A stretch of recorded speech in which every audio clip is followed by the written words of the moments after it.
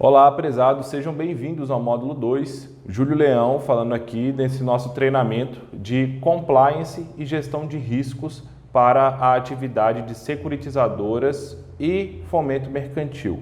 Então, eu comentei no vídeo passado a respeito de uma crise no Poder Judiciário. Mas, Júlio, quando você fala crise, o que você está falando? Nós temos muitas legislações. No Brasil, adota um modelo que se chama Civil Law. Então, tudo que nós fazemos está positivado, está normativado em leis. E aí, o que acontece quando você tem muitas leis? São milhares de leis. Em determinado momento, é possível que essas leis elas comecem a entrar em confronto. Você tem um conflito de normas. E isso acontece muito no Brasil, tá? Na atividade de vocês especificamente, eu vou citar quais têm sido os códigos que, em regra, têm entrado em confronto. Nós temos o Código Civil, que vai reger sobre a cessão de crédito, responsabilidades obrigacionais de cedente, cessionário, credor e devedor. Então, nós temos muitas normas no Código Civil sobre esse tema, mas nós temos legislações específicas atinentes aos títulos cambiários. E aí eu estou falando de cheque, nota promissória, duplicata. Cada leizinha, cada instituto desse, cada instrumento jurídico cambiário possui uma lei própria. E aí, por vezes, acabam entrando em conflito com o próprio Código Civil. Nós temos aí, no que diz respeito à nossa capacidade de execução, por vezes nós acionamos o emitente e esse emitente é um consumidor de um produto ou serviço. E aí ele invoca para si o Código de Defesa do Consumidor. E aí o que acontece? Nesse tanto de normas, é comum que elas entrem em conflito em determinado momento. E o que nós temos visto? Ainda que no direito brasileiro nós temos uma lei específica que se chama Lei de Diretrizes Básicas do Direito Brasileiro, ali ela estipula qual que será o critério para a resolução de conflitos de normas, quando acontecer esse choque. E nós temos vários critérios a serem observados ali, desde cronologia, especialidade e o que nós, no segmento de direito empresarial, sugerimos é que se fosse adotado pelo Poder Judiciário a especialidade da transação. Se você tem uma operação específica de cessão ou transmissão de direitos cambiários, a regra é que se aplicasse por critério de especialidade a legislação cambiária. Então, a lei do cheque, a lei da duplicata, e não se invocasse outras normas protetivas, como, por exemplo, o Código de Defesa do Consumidor. Mas, infelizmente, não é isso que acontece no Poder Judiciário. Eu vou trazer apenas um exemplo aqui para vocês. O consumidor, ele vai numa loja, vai numa empresa de fotografia, ele emite um cheque, compra o álbum de fotografia lá em 10 parcelas.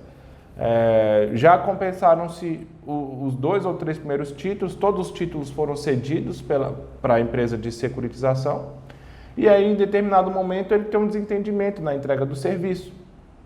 E ele, como consumidor, ele quer se valer do Código de Defesa do Consumidor, que protege o consumidor a todo momento. Então, nesse cenário que eu passei para vocês, o consumidor, se em determinado momento da relação ele passa a ter um problema com o fornecimento do serviço, mesmo que os 10 cheques tenham sido cedidos, vocês tenham recebido isso por cessão onerosa, que é o que nós aconselhamos hoje, ou ainda que tenha recebido por endosso. E aí ele dá contraordem em todos os cheques, todos os títulos. Quando a securitizadora ou a Fomento aciona ou protesta esse título, o consumidor fala, teve falha na prestação de serviços, ou o produto não foi efetivamente entregue. E aí ele vai invocar em favor dele o Código de Defesa do Consumidor. E aí começa essa crise que eu falei para vocês. A legislação cambiária autoriza a atividade de fomento, autoriza a securitização por meio da cessão, da transmissão, da circulação do título, que é autorizado. O título ele é autônomo, ele tem que ser abstrato, ele tem que se desvincular dessa relação original. Nós temos observado que não é esse entendimento, esse critério de especialidade do tema que o Poder Judiciário tem observado. Não é raro que quando uma securitizadora, ou uma empresa de fomento mercantil proteste, execute ou inscreva o nome do emitente no Serasa, que lá na frente o Poder Judiciário inverta completamente a situação e fale o seguinte: não, o consumidor tem razão. Com base nos artigos 12 e 14 do Código de Defesa do Consumidor, que diz que o fornecedor de serviços responde objetivamente, ele pode sim requerer o não pagamento dessa prestação, ou ele pode requerer o reembolso, ou ele pode requerer uma indenização. E se você está aqui na ponta, você causou algum prejuízo, acaba que a securitizadora ou a empresa de fomento mercantil pode vir, inclusive, a ser condenada a pagar custas judiciais, honorários advocatícios e indenização por danos morais em decorrência de um protesto indevido. Então, nesses módulos que eu vou passar para vocês, eu vou mostrar qual que é o comportamento preventivo, qual que é a conduta preditiva que nós já temos que ter desde o início, desde o momento, nas nossas rotinas diárias, para que esse tipo de condenação no Poder Judiciário, que é decorrente de uma confusão legislativa, decorrente de uma insegurança jurídica, não venha ocorrer.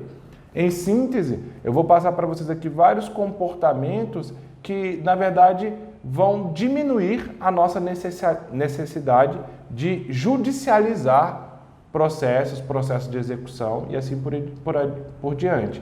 E dessa forma diminuir os nossos gastos e despesas operacionais. Então, por favor, no próximo módulo, que é o módulo 3, me acompanhe, porque eu vou começar a trazer informações sobre as condutas de rotinas que devem ser aplicadas para que a gente reduza a necessidade de judicialização e a gente diminua também esses riscos que a gente acaba correndo no Poder Judiciário. Vejo vocês no próximo vídeo, módulo 3.